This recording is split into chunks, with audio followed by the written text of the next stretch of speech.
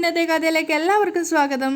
അങ്ങനെ നവ്യ നയനയും കൂടിയിട്ട് ആ ഒരു കാര്യം, അതായത് നമ്മുടെ നിർമ്മലിനെ മീറ്റ് ചെയ്യേണ്ട കാര്യം സംസാരിക്കുമ്പോൾ ഇതൊക്കെ മാറി നിന്നിട്ട് കേൾക്കുന്നുണ്ടായിരുന്നു ആദർശ്. അപ്പം ആദർശിനെ കുറിച്ച് നയന പറയുന്നുണ്ട്. അവിടെ ആദർശ് ഉണ്ട് എന്ന് അറിയാതെ തന്നെ നവ്യയോട് നയന പറയുന്നുണ്ട്, നമ്മളിപ്പോൾ പറയുന്ന സമയത്ത് കൂടെ നിൽക്കില്ലെങ്കിലും നമ്മുടെ ഭാഗത്ത് സത്യം ഉണ്ടെന്ന് തോന്നുകയാണെങ്കിൽ ആദർശേട്ടൻ നമ്മുടെ കൂടെ നിൽക്കും. അപ്പം നവ്യ ചോദിക്കുന്നുണ്ട്, നീ ആ ഫോട്ടോസും വീഡിയോസൊക്കെ ആദർശേട്ടന് കാണിച്ചു കൊടുത്തോ? കാണിച്ചു കൊടുത്തു. അപ്പോൾ ആദർശേട്ടൻ എന്നെ ഒരു മോശമായിട്ടുള്ളൊരു പെണ്ണായിട്ടല്ല കണ്ടിട്ടുണ്ടാവുക. അങ്ങനെയൊന്നുമില്ല, അതൊക്കെ ഉണ്ടായ രീതി എങ്ങനെയാണെന്നൊക്കെ ഞാൻ പറഞ്ഞു കൊടുത്തിട്ടുണ്ട്. എന്നെ വെറുതെ അത് മനസ്സിൽ വെച്ചിട്ട് ആദർശേട്ടനോട് അങ്ങനെ പെരുമാറണ്ട. അപ്പം നവ്യ സംശയത്തോട് ചോദിക്കുന്നുണ്ട്, ഈ ഒരു കാര്യം കൂടി ആകുന്ന സമയത്ത് നമുക്ക് ഇവിടുന്ന് പുറത്തേക്ക് ഇറങ്ങാനുള്ള വഴി എളുപ്പം തുറക്കുമോ? അപ്പം നയന ആദ്യം ഒന്ന് ടെൻഷൻ അടിക്കുകയാണെങ്കിൽ നയന പറയുന്നുണ്ട്, ചേച്ചിയുടെ ഭാഗത്ത് തെറ്റൊന്നുമില്ലല്ലോ, ഇനി അങ്ങനെ പുറത്താക്കുകയാണെങ്കിൽ പുറത്താക്കട്ടെ. അത് കഴിഞ്ഞ് നവ്യ സങ്കടത്തോടെ പറയുന്നുണ്ട്, നീ ഭാഗ്യവതിയാ നയനെ, ഒന്നുമില്ലെങ്കിലും നിനക്ക് നിൻ്റെ എല്ലാ കാര്യങ്ങളും ആദർശേട്ടനോട് പറയാൻ പറ്റുന്നുണ്ടല്ലോ. എൻ്റെ കാര്യമാണ് കഷ്ടം. ഞാനിത് അബിയോട് പറഞ്ഞാൽ അവൻ ഇത് മുതലാക്കും. ഉടനെ അവനിത് അവൻ്റെ അമ്മയോട് പറയും. അതാ കഷ്ടം. ഒന്നുമില്ലെങ്കിലും ആദർശേട്ടൻ നിന്നെ മനസ്സിലാക്കുന്നുണ്ടല്ലോ. അപ്പോൾ സങ്കടത്തോടെ നയനയും പറയുന്നുണ്ട്, അങ്ങനെയൊന്നും പറയണ്ട, എല്ലാവർക്കും ഓരോരോ പോരായ്മകളുണ്ട്. ഹൃദയം കൊണ്ട് നമ്മളെ സ്നേഹിക്കുന്നവർ നമ്മുടെ അച്ഛനും അമ്മയും മാത്രമാണ്. പിന്നെ ഇവിടെ മുത്തശ്ശനും മുത്തശ്ശിയും ഉൾപ്പെടെ മറ്റു ചിലരും ഉണ്ട്. അതൊക്കെ പോട്ടെ, ഇന്ന് ഏതായാലും അവൻ്റെ പിന്നാലെ പോകണം, ആ നിർമ്മലിൻ്റെ. അവൻ ഇനി മറ്റാരെയും ബ്ലാക്ക്മെയിൽ ചെയ്യാൻ പാടില്ല, നയന ദേഷ്യത്തോടെ പറയുന്നുണ്ട്. അപ്പം നവ്യ ചോദിക്കുന്നുണ്ട്, എന്നാലും ഇത്രയും നാളും പതുങ്ങിയിരുന്നിട്ട് ഇപ്പോഴെന്തിനാ അവൻ പൊങ്ങി വന്നേന്നാ മനസ്സിലാവാത്തേ? അപ്പം നയന പറഞ്ഞു കൊടുക്കുന്നുണ്ട്, നമ്മുടെ സമയം മോശമാകുമ്പോൾ അങ്ങനെ പലരും പൊങ്ങി വരും. അവിടെയൊക്കെ നമ്മൾ ധൈര്യം കൈവിടാതിരുന്നാലേ ഒരു കുഴപ്പം ഉണ്ടാവില്ല. നവ്യ അത് അംഗീകരിക്കുകയാണ്. അത്രയും ഭാഗത്തോളം ആദർശ് ഇവർ സംസാരിക്കുന്നത് മാറിയുന്നത് കേൾക്കുന്നുണ്ടായിരുന്നു. എന്തായാലും ചേച്ചി റെഡിയായി നിൽക്ക്, ഞാനും റെഡിയായി വരാം എന്ന് പറഞ്ഞുകൊണ്ടാണ് നയന അവിടുന്ന് പോകുന്നത്. പക്ഷേ അതിനുശേഷവും നവ്യയുടെ മുഖത്ത് നിറച്ചും ടെൻഷൻ തന്നെയാണ്. കനക ആകെ വിഷമത്തോടെയാണ് ഇരിക്കുന്നത്. അപ്പോഴേക്കും കടയിലേക്ക് പോകാൻ വേണ്ടിയിട്ട് ഗോവിന്ദൻ അങ്ങോട്ട് വരുന്നുണ്ട്. പക്ഷേ ഗോവിന്ദൻ അവരെ കൂടുതലായിട്ട് ശ്രദ്ധിക്കാനോ ചോദ്യം ചെയ്യാനോ ഒന്നും നിൽക്കാതെ അയാൾ ഇറങ്ങിയിട്ട് അവിടുന്ന് പോവാണ്. കടയിലേക്ക് പോകാൻ ശ്രമിക്കുമ്പോൾ കനക പിന്നാലെ പോയിട്ട് വിളിക്കുന്നുണ്ട്, ഗോവിന്ദേട്ടാ. ഞാൻ ആലോചിക്കുകയായിരുന്നു, നമ്മുടെ മോള് എന്ത് ചുറുചുറുക്കോടെ നടന്ന കുട്ടിയാ, ഇപ്പം ആകെപ്പാടെ ഒരു മൂലയിൽ അടങ്ങി ഒതുങ്ങി കൂടിയല്ലോ. അവർ സങ്കടത്തോടെ പറയുമ്പോൾ ഗോവിന്ദൻ പറയുന്നുണ്ട്, ഇനി കുറച്ചു കാലം അടങ്ങി ഒതുങ്ങി ജീവിക്കട്ടെ. ആൺകുട്ടികളുടെ കൂടെ ബൈക്കിൽ കറങ്ങി നടക്കുമ്പോഴും നമ്മൾക്ക് ഭയമൊന്നും ഇല്ലായിരുന്നു. കാരണം കുഞ്ഞുനാൾ മുതലേ അവൾക്ക് ആൺ സുഹൃത്തുക്കളായിരുന്നു കൂടുതൽ. എന്നാൽ ഇനി സൂക്ഷിച്ചേ പറ്റൂ. കനക അത് സമ്മതിക്കുന്നുണ്ട്. അപ്പോഴേക്കും അവരുടെ ഫോൺ റിങ് ചെയ്യാണ്. എടുത്തു നോക്കുന്ന സമയത്ത് അറിയാത്ത നമ്പറാണ്. ഹലോ, ഇത് ഞാനാ ആൻറ്റി, അനാമിക. കനക വിചാരിക്കും, ഇതെന്തിനാ ഈ കുട്ടി എന്നെ വിളിച്ചത്. എന്നിട്ട് ചോദിക്കുന്നുണ്ട്, എന്താ മോളെ? അത് പറയുന്നത് കൊണ്ട് ഒന്നും തോന്നരുത് ആൻറ്റി, ഞാനും അനിയും കൂടെ ഇന്ന് വെഡ്ഡിങ് കാർഡ് സെലക്ട് ചെയ്യാൻ പോകുന്നുണ്ട്. ചിലപ്പോൾ ആ നേരത്ത് അനി നന്ദുവിനെ വിളിക്കാൻ സാധ്യതയുണ്ട്. അങ്ങനെയാണെങ്കിൽ ആൻറ്റി നന്ദുവിനെ വിടരുത്, അവളോട് പോവണ്ടെന്ന് ഒന്ന് പറഞ്ഞേക്കണം. അപ്പം കനക ചോദിക്കുന്നുണ്ട്, അത് മോള് തന്നെ അങ്ങ് പറഞ്ഞാൽ പോരെ? അപ്പം അനാമിക പറയുന്നുണ്ട്, ഞാൻ പറഞ്ഞ അനി തെറ്റിദ്ധരിക്കും, വേറൊന്നും കൊണ്ടല്ല ആൻറ്റി. നന്ദു വരുവാണെങ്കിൽ അവൾ പറയുന്ന കാർഡേ അനി സെലക്ട് ചെയ്യത്തുള്ളൂ. എൻ്റെ കല്യാണമല്ലേ, അപ്പോൾ അങ്ങനെ ചെയ്യുമ്പോൾ എനിക്കത് വിഷമാവും. അനാമിക സങ്കടത്തോടെയാണ് പറയുന്നത്. അപ്പോൾ അത് കനകക്കും മനസ്സിലാവുന്നുണ്ട്. അപ്പോൾ അവർ പുഞ്ചിരിച്ചുകൊണ്ട് സങ്കടത്തോടെ പറയുന്നുണ്ട്, സാരയില്ല മോളെ, ഞാൻ തന്നെ അവളോട് പറഞ്ഞോളാം, അനി വിളിക്കുകയാണെങ്കിൽ പോവണ്ടെന്ന്. അപ്പോൾ അനാമിക സങ്കടത്തോടെ തന്നെ പറയാണ്, അതുപോലെ തന്നെ ഞാൻ ഈ വിളിച്ച കാര്യം അനിയും നന്ദു അറിയരുത്. ഇല്ല, മോള് ധൈര്യമായിട്ടിരുന്നോ. ശരി ആൻറ്റി. അവർ കോൾ കട്ടിയതിനു ശേഷം ഗോവിന്ദ് ചോദിക്കുന്നുണ്ട്, എന്താ കാര്യമെന്ന്. അത് അനാമിക വെഡ്ഡിങ് കാർഡ് സെലക്ട് ചെയ്യാൻ പോകുന്നുണ്ട്, ആ സമയത്ത് നന്ദൂട്ടനെയും കൂടെ വിടരുത് എന്ന് പറയാൻ വിളിച്ചതാ. നന്ദു പോയാ അവൾ പറയുന്നതേ അനി സെലക്ട് ചെയ്യത്തുള്ളൂ എന്നാ അനാമികയുടെ പേടി. അപ്പം ഗോവിന്ദനും പറയുന്നുണ്ട്, എന്ന് വെച്ചാൽ കെട്ടാൻ പോകുന്ന പെണ്ണിനേക്കാളും പ്രാധാന്യം കൊടുക്കുന്നത് നമ്മുടെ മോൾക്കാണെന്ന് അർത്ഥം. അതാ എനിക്കും പേടി. അന്ന് ഫംഗ്ഷന് പോയപ്പോഴും ഗോവിന്ദേട്ടൻ കണ്ടതല്ലേ, അനാമികയെ മാറ്റി നിർത്തിയിട്ടാ എല്ലാത്തിനും നന്ദുവിനെ അനി കൂടെ വിളിക്കുന്നത്. അതവിടെയുള്ള എല്ലാവരും ശ്രദ്ധിച്ചു. അപ്പോൾ ഗോവിന്ദൻ പറയുന്നുണ്ട്, ഞാനും ശ്രദ്ധിച്ചിരുന്നു, അന്നൊന്നും കരുതിയില്ല അവർ തമ്മിൽ ഇങ്ങനെ ഒരു അടുപ്പം ഉണ്ടാവുമെന്ന്. അപ്പം കനക പറയുന്നുണ്ട്, ഞാനിത് നേരത്തെ സംശയിച്ചതാ, പിന്നെ അത് ഇത്രത്തോളം വളർന്നു എന്ന് മനസ്സിലായത് അനിയുടെ ഫോട്ടോയ്ക്ക് പിന്നിൽ നന്ദൂട്ടൻ ഐ ലവ് യു എന്ന് എഴുതി വെച്ചത് കണ്ടപ്പോഴാ.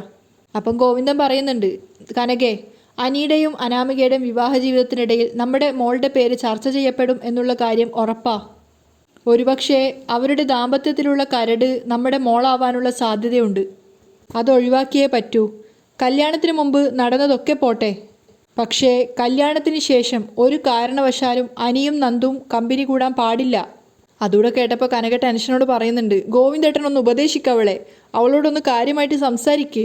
ഞാൻ പറയുന്നുണ്ട്. പിന്നെ അനാമികയുടെ ഉള്ളിൽ സംശയമുള്ളത് കൊണ്ടാ നന്ദു കാർഡ് സെലക്ട് ചെയ്യാൻ പോവണ്ട എന്ന് പറഞ്ഞത്. അതൊക്കെ നമ്മൾ വളരെ ഗൗരവത്തിലെടുക്കണം. പെൺകുട്ടികളുടെ മനസ്സിൽ സംശയം കയറിക്കൂടി കഴിഞ്ഞാൽ പിന്നെ അത് ജീവിതകാലം മുഴുവൻ അങ്ങനെ തന്നെ കിടക്കും.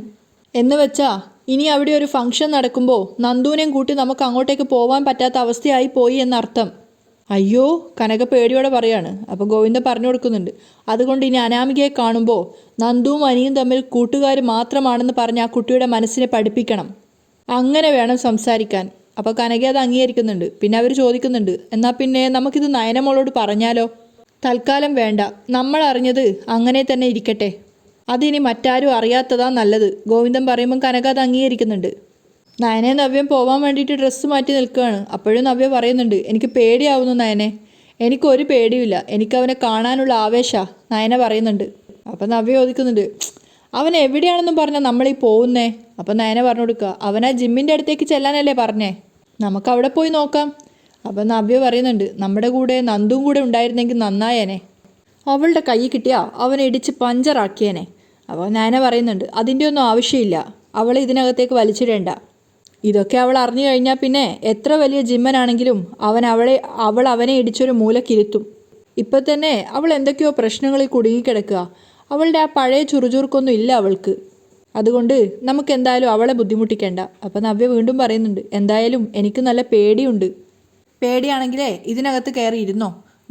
നയന ദേഷ്യത്തോടെ പറയുകയാണ്. അവനെ നമ്മളിപ്പോൾ അങ്ങോട്ട് അന്വേഷിച്ചു പോയില്ലെങ്കിലേ അവൻ നമ്മളെ അന്വേഷിച്ച് ഇങ്ങോട്ടേക്ക് വരും. പിന്നെ ഇവിടെയുള്ളവരെല്ലാം കാര്യം അറിയും.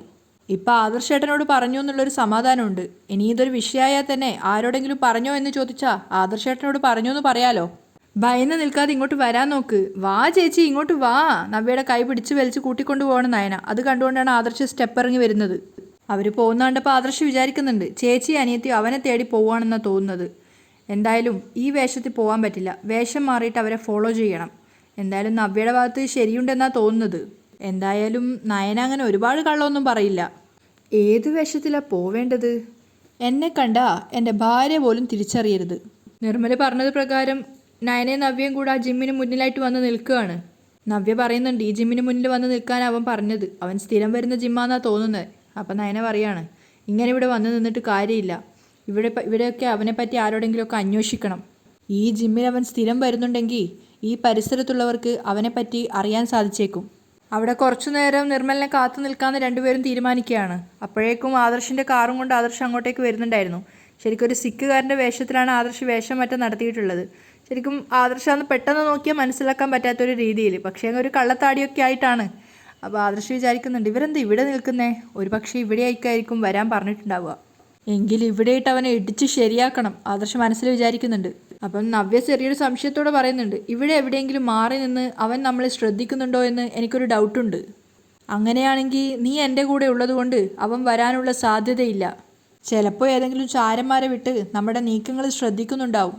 എന്തായാലും അവനെ നേരിട്ട് കണ്ടേ പറ്റൂ. നമുക്കൊരു കാര്യം ചെയ്യാം, ആ റെസ്റ്റോറൻറ്റിൽ പോയി എന്തെങ്കിലും ജ്യൂസ് കുടിക്കാം. എന്നിട്ട് അവൻ്റെ ഫോട്ടോ അവിടെ കാണിച്ച് അവനെക്കുറിച്ച് അന്വേഷിക്കുകയും ചെയ്യാം. നയന നവ്യോട് പറയാണ്. അവളും അത് അംഗീകരിച്ചുകൊണ്ട് രണ്ടുപേരും അങ്ങോട്ടേക്ക് പോകണം. അപ്പോൾ ആദർശ് മനസ്സിൽ വിചാരിക്കുന്നുണ്ട്, ചിലപ്പോൾ റെസ്റ്റോറൻറ്റിൽ വെച്ചായിരിക്കും കൂടിക്കാഴ്ച. അനി ചായ കുടിച്ചുകൊണ്ടിരിക്കുകയാണ്. അപ്പോൾ അവൻ മനസ്സിൽ വിചാരിക്കുന്നുണ്ട്, നന്ദു ഒന്ന് വിളിച്ചിരുന്നെങ്കിൽ അവളുടെ ശബ്ദം കേൾക്കാൻ കൊതിയാവുന്നു. അപ്പോഴേക്കും അനാമികയുടെ കോൾ ഫോണിലേക്ക് വരികയാണ്. അനി ദേഷ്യത്തോടെ ഫോൺ നോക്കുന്നുണ്ട്, പക്ഷെ എടുക്കുന്നില്ല. അനാമികയാണെങ്കിൽ ഇതെന്താ കോൾ എടുക്കാത്ത എന്നുള്ള രീതിയിൽ ഇങ്ങനെ വിളിച്ചുകൊണ്ടേ ഇരിക്കുകയാണ്. അപ്പം അനി മനസ്സിൽ വിചാരിക്കുകയാണ്, ഏത് നേരം ഇങ്ങനെ വിളിച്ചുകൊണ്ടിരിക്കും. പക്ഷേ ഇവൾ ഇതുവരെ കല്യാണം കഴിക്കാൻ പോവുകയാണെങ്കിൽ എൻ്റെ മനസ്സിനകത്തേക്ക് കയറിയിട്ട് പോലും ഇല്ല. വീണ്ടും അനാമിക വിളിക്കുകയാണെങ്കിൽ അനി കോൾ അറ്റൻഡ് ചെയ്യുന്നില്ല. അതേസമയം അനാമികയുടെ കോൾ കട്ടായപ്പോൾ അനി മനസ്സിൽ വിചാരിക്കുന്നുണ്ട്, ഇനിയിപ്പോൾ നന്ദുവിൻ്റെ ശബ്ദം കേൾക്കണമെങ്കിൽ അങ്ങോട്ട് വിളിക്കണം. അനി നന്ദുവിനെ കോൾ ചെയ്യുന്ന സമയത്ത് കനകയാണ് ആ ഫോൺ കാണുന്നത്. ഈ പയ്യനെന്തിനാ ഇങ്ങോട്ടേക്ക് വിളിക്കുന്നത്? എങ്ങനെയെങ്കിലും നന്ദുവിനെ പറഞ്ഞ് അവളുടെ മനസ്സൊന്ന് മാറ്റി കൊണ്ടുവരുമ്പോൾ ഈ അനന്തപുരിയിലെ പയ്യൻ ഇങ്ങോട്ടേക്ക് വിളിച്ചുകൊണ്ടിരിക്കുകയാണല്ലോ എന്നൊക്കെ ഇങ്ങനെ മനസ്സിൽ ചിന്തിച്ച് ദേഷ്യം പിടിച്ച് നിൽക്കുകയാണ് കനക. പക്ഷേ ചിരിച്ചുകൊണ്ടാണ് ഫോൺ എടുക്കുന്നത്. ഹലോ അനിമോനെ എന്നൊക്കെ പറഞ്ഞുകൊണ്ട്. ആൻറ്റി, ഞാൻ അനിയ. മനസ്സിലായി മോനെ എന്തിനാ വിളിച്ചത്? അത് പിന്നെ ആൻറ്റി, നന്ദു അത് അവൾ ബാത്റൂമിലാണ് മോനെ. എന്തെങ്കിലും പറയണോ അവളോട്? അപ്പം കനക ഇങ്ങനെ പമ്മി നന്ദു കാണുന്നുണ്ടോ എന്നൊക്കെ നോക്കിക്കൊണ്ടാണ് സംസാരിക്കുന്നത്. അപ്പം അനി പറയുന്നുണ്ട്, വേണ്ട, ഞാൻ വെറുതെ വിളിച്ചതാ. അയ്യോ, എന്തിനാ മോനെ വെറുതെ വിളിക്കുന്നേ? മോനിപ്പോൾ ഒരുപാട് ജോലിയുള്ളതല്ലേ. കല്യാണ വിളിയൊന്നും തുടങ്ങിയിട്ടില്ലെന്നാണല്ലോ അറിയാൻ കഴിഞ്ഞത്. അതൊക്കെ സമയത്തിന് നടക്കണ്ടേ? അപ്പോൾ അനി പറയുന്നുണ്ട് ശരി ആൻറ്റി ഞാൻ വിളിച്ചോളാം. ആ ശരി ശരി ശരി എന്ന് പറഞ്ഞ ദേഷ്യത്തോടെയാണ് കനക ഫോൺ കട്ട് ചെയ്യുന്നത്. എനിക്ക് ഭയങ്കര സങ്കടമാവുകയാണ് നന്ദുവിനെ കിട്ടാതെ വന്നപ്പോൾ. നയനെ നവ്യം വാങ്ങിച്ച ജ്യൂസ് കുടിച്ച് തീരാറായി. അപ്പം അവിടെ ഇരുന്നിട്ടൊന്നും ഒരു കാര്യമില്ലാന്ന് തോന്നുകയാണ് രണ്ടുപേർക്കും. അപ്പം നവ്യ പറയുന്നുണ്ട് ഇവിടെ ഇരുന്നിട്ടൊന്നും ഒരു പ്രയോജനം ഇല്ലയെന്നാണ് തോന്നുന്നത്. അപ്പം നയന പറയുന്നുണ്ട് ചേച്ചി അവനൊന്ന് വിളിച്ചു നോക്കിയേ. നവ്യ വിളിച്ചു നോക്കുന്ന സമയത്ത് അവൻ്റെ ഫോൺ സ്വിച്ച് ഓഫ് ആണ്. അപ്പോഴേക്കും നവ്യ നയനെ ശ്രദ്ധിക്കാത്ത രീതിയിൽ ആദർശൂടെ അങ്ങോട്ട് വന്നിട്ട് ആ റെസ്റ്റോറൻറ്റിൽ വന്നിരിക്കുകയാണ്, കുറച്ച് അവരെ ഓപ്പോസിറ്റ് ആയിരുന്ന രീതിയിൽ. അപ്പം നവ്യ പറയുന്നുണ്ട് ഞാൻ പറഞ്ഞില്ലേ നമ്മളറിയാതെ അവൻ ഇവിടെ എവിടെയെന്നെങ്കിലും നമ്മളെ വീക്ഷിക്കുന്നുണ്ടാവും, നീ കൂടെ ഉള്ളത് കൊണ്ടാവും അവൻ വരാത്തെ. അപ്പം നയന വിചാരിക്കുന്നുണ്ട് മിഷൻ ഫെയിൽ ആയോ എന്നൊക്കെ ഇങ്ങനെ ചിന്തിക്കുമ്പോഴാണ് ആദർശിൻ്റെ റിംഗ് ടോൺ കേൾക്കുന്നത്. പെട്ടെന്ന് ആ വന്നിരിക്കുന്ന സിക്കുകാരൻ്റെ ഫോണിൽ നിന്നാണ് ആ ബെല്ലടിയുന്നത് നയനക്ക് മനസ്സിലാവുന്നത്. അപ്പോൾ അയാളെ നോക്കുന്ന സമയത്ത് നയനക്ക് ചെറുതായിട്ടൊരു സംശയം വരുന്നുണ്ട്. അപ്പോൾ ആദർശ് വേഗം ഫോൺ എടുത്തിട്ട് ശബ്ദം താഴ്ത്തിയിട്ട് ഞാൻ വിളിക്കാം എന്നൊക്കെ പറഞ്ഞ് കോൾ കട്ട് ചെയ്യാണ്. അപ്പം നയന അങ്ങോട്ടേക്ക് തന്നെ നോക്കിയിരിക്കുകയാണ്. ആദർശ് അത് കാണുകയും ചെയ്തു. ആദർശ് മനസ്സിൽ വിചാരിക്കുന്നുണ്ട് അവൾ നോക്കുന്നുണ്ടല്ലോ, അവളാണെങ്കിൽ CBIക്ക് കണ്ണും കാലും വെച്ച മുതലാ, ഇങ്ങനെയാണെങ്കിൽ പിടിക്കപ്പെടും ആദർശ് മനസ്സിൽ വിചാരിക്കുന്നുണ്ട്. അപ്പോൾ കുറച്ച് നേരം നോക്കിയപ്പോൾ തന്നെ എനിക്ക് മനസ്സിലായി അത് ആദർശാന്നുള്ളത്. അപ്പോൾ അവൾക്ക് സ്വാഭാവികമായിട്ട് ചിരി വരികയാണ് ആദർശിൻ്റെ വേഷമാറ്റവും ആ ഇരുത്തൊക്കെ കാണുന്ന സമയത്ത്. അത് കാണുമ്പോൾ നവ്യ ചോദിക്കുന്നുണ്ട് നീ എന്തിനാ ചിരിക്കുന്നേ? ഏയ് ഒന്നുമില്ല, ഞാനിങ്ങനെ ഓരോ കാര്യങ്ങൾ ആലോചിക്കുകയായിരുന്നു. അപ്പം നയനയുടെ കണ്ണ് നോക്കുന്ന സമയത്ത് അവൾ ആ താടിക്കാരൻ സിങ്ങനെ നോക്കുന്നതായിട്ട് നവ്യക്ക് മനസ്സിലാണ്. അപ്പോൾ അവളും തിരിഞ്ഞ് അങ്ങോട്ട് നോക്കിയിട്ട് നയനയോട് പറയുന്നുണ്ട് ദേ ആ താടിക്കാരൻ സിംഗ് കുറേ നേരമായിട്ട് നമ്മളെ നോക്കുന്നു. അപ്പോൾ നയന പറയുന്നുണ്ട് ഞാനും അത് ശ്രദ്ധിച്ചു, ഇനി വേഷം മാറി വന്ന അവൻ്റെ ചാരനായിരിക്കോ? നവ്യ സംശയത്തോട് ചോദിക്കണ്ട. അപ്പം നയന മനസ്സിൽ വിചാരിക്കുക അത് ചാരൻ തന്നെയാ, നമ്മളെ ഫോളോ ചെയ്ത് വന്ന ചാരൻ. എന്നിട്ട് നവ്യയോട് പറയുന്നുണ്ട് ഒന്നും പറയാൻ പറ്റില്ല, അതിനൊക്കെ സാധ്യതയുണ്ടേ. അപ്പം നവ്യക്ക് പേടിയാവുന്നുണ്ട്. മാത്രമല്ല അവൾ കൂടെ തിരിഞ്ഞ് അങ്ങോട്ടേക്ക് തന്നെ നോക്കുകയാണ്. വീണ്ടും ആദർശിൻ്റെ ഫോണാണെങ്കിൽ ബെല്ലടിയുകയും ചെയ്യുന്നുണ്ട്. അപ്പം നവ്യ പേടിയോടെ പറയുന്നുണ്ട് അവൻ നമ്മളെ തന്നെ നോക്കുക. ചേച്ചി എന്തിനാ അങ്ങോട്ട് നോക്കുന്നേ? ഇനി ഇവിടെ ഇരുന്നിട്ട് കാര്യമില്ല, നമുക്ക് മാനേജറോട് എന്തെങ്കിലും ചോദിക്കാം, ചേച്ചി ഒന്ന് വന്നേ. അപ്പം മാനേജറുടെ അടുത്തെത്തിയ ശേഷം നയന നവ്യയുടെ കയ്യിൽ നിന്ന് ഫോൺ വാങ്ങിയിട്ട് നിർമ്മലിൻ്റെ ഫോട്ടോ എടുത്ത് കാണിച്ചു കൊടുക്കുകയാണ്. ദേ ഈ ഫോട്ടോ കാണുന്ന ആളെ അറിയാമോ? അപ്പോൾ അയാൾ പുഞ്ചിരിച്ചുകൊണ്ട് പറയുന്നുണ്ട് അയ്യോ ഇത് നമ്മുടെ നിർമ്മലല്ലേ. അപ്പോൾ അവർ രണ്ടുപേരും പരസ്പരം മുഖത്തോട് മുഖം നോക്കുകയാണ്. അപ്പോൾ അയാൾ പറയുന്നുണ്ട് ഇവിടെ അടുത്ത് അയാളൊരു ജിമ്മ് നടത്തുന്നുണ്ട്. ഓ ജിമ്മൊക്കെ നടത്തുന്ന ആളാണോ? ആളെങ്ങനെയുണ്ട്? നയന ചോദിക്കുകയാണ്. എന്താ കല്യാണാലോചന വല്ലതും നടത്താനാണോ? അല്ല വേറൊരു കാര്യം അറിയാൻ വേണ്ടി തിരക്കിയതാ, നയന പറയുന്നുണ്ട്. ഇയാൾ ആളൊരു മാന്യനാണ്, ഇവിടെ വരുമ്പോൾ എന്തെങ്കിലും പറയണോ? ഏയ് വേണ്ട, നയന പറയാണ്. അതിനുശേഷം പിന്നെ ഫോൺ നവ്യക്ക് കൊടുത്തുകൊണ്ട് മാനേജറോട് പറയാണ് അതെ ഞങ്ങൾ ഇവിടെ വന്നപ്പോൾ മുതൽ ആ താഴെയുള്ള സിംഗില്ലേ അയാൾ കുറേ നേരമായി ഞങ്ങളെ തന്നെ നോക്കിയിരിക്കുകയാണ്. ആദർശിട്ട് ഒരു പണി കൊടുക്കാമെന്ന് വിചാരിച്ചിട്ട് തന്നെയാണ് നയന പറയുന്നത്. അപ്പം അയാളും അങ്ങോട്ടേക്ക് നോക്കുമ്പോൾ ആദർശ് അവരെ തന്നെ നോക്കി നിൽക്കുകയാണ്. ദേ ഇപ്പോഴും നോക്കുന്നുണ്ടോ? നയന പറയുന്നുണ്ട്. അയാൾ ആദ്യമായിട്ട് ഇവിടേക്ക് വരുന്നത്, മാനേജർ പറയുന്നുണ്ട്. അപ്പം നവ്യം പറയുന്നുണ്ട് അയാൾക്ക് പെൺകുട്ടികളെ കാണുമ്പോൾ എന്തോ കുഴപ്പമുണ്ടെന്ന് തോന്നുന്നു. അപ്പം മാനേജർ പറയുന്നുണ്ട് നിങ്ങളെന്തായാലും വാഷ് ചെയ്യാൻ പോയിക്കോ, ഇത് ഞാൻ നോക്കിക്കോളാം. അവർ രണ്ടുപേരും ഹാൻഡ് വാഷ് ചെയ്യാൻ പോയപ്പോഴേക്കും ആദർശ് പിന്നാലെ പോവാണ്. അപ്പോൾ മാനേജർ അയാളെ തടഞ്ഞു നിർത്തിയിട്ട് ചോദിക്കുന്നുണ്ട് എന്താ സിംഗേ പെൺകുട്ടികളെ കാണാത്ത പോലത്തെ ഒരു നോട്ടം? അവർ പോയപ്പോൾ നേരെ പോവുകയാണോ? അപ്പോൾ ആദർശ് ശബ്ദമൊക്കെ മാറ്റിയിട്ട് ഞാനൊരു മാന്യനാണ് എന്നൊക്കെ പറയുന്നുണ്ട്. നല്ലപോലെ മലയാളം പറയുന്നുണ്ടല്ലോ, കുറേ നാളായി കേരളത്തിൽ വന്ന് കുറ്റിയടിച്ചിട്ട് അല്ലേ? അപ്പോൾ ആദർശ് ദേഷ്യത്തോടെ ചോദിക്കുന്നുണ്ട് തനിക്കിപ്പോൾ എന്താ വേണ്ടത്? അപ്പോൾ അയാൾ പറയാം ഇവിടെ ഇരുന്ന് നോക്കിയത് മതിയായില്ലേ, ഇനിയിപ്പോൾ പിന്നാലെ പോയി നോക്കുവാണോ? എടോ ആ പോയത് എൻ്റെ ഭാര്യയാ. ആഹാ എന്നാലതൊന്ന് ചോദിക്കണമല്ലോ. അപ്പോഴേക്കും നവ്യ നയനെ കൈ കഴുകിയിട്ട് വരുന്നുണ്ടായിരുന്നു. Excuse me madam. അപ്പം നയന തിരിഞ്ഞു നോക്കുകയാണ്. മാഡം ഇയാളുടെ ഭാര്യയാണോ? അപ്പം നയന വേഗം പറയും അയ്യോ അല്ല, ഞങ്ങൾക്ക് ഇയാളെ ഒരു പരിചയമില്ല അല്ലേ ചേച്ചി. എന്നിട്ട് രണ്ടുപേരും കൂടെ അവിടുന്ന് പോവുകയാണ്. അപ്പോൾ നയനക്ക് ശരിക്കും ചിരി വരുന്നുണ്ടായിരുന്നു. അപ്പോൾ അവർ രണ്ടുപേരും പോയപ്പോൾ ആദർശിനോട് മാനേജർ പറയുന്നുണ്ട് സാധാരണ ഇങ്ങനെ പെൺകുട്ടികളെ ശല്യം ചെയ്യുന്നവർ അവരുടെ കാമുകയാണെന്നൊക്കെ പറയാറുണ്ട്, ഇത് ആദ്യമായിട്ടാണ് ഭാര്യ എന്ന് പറയുന്നത് കേൾക്കുന്നത്. അപ്പോൾ ആദർശ് പറഞ്ഞു കൊടുക്കുകയാണ് എടോ ഞാൻ പറഞ്ഞത് സത്യ, താനിനി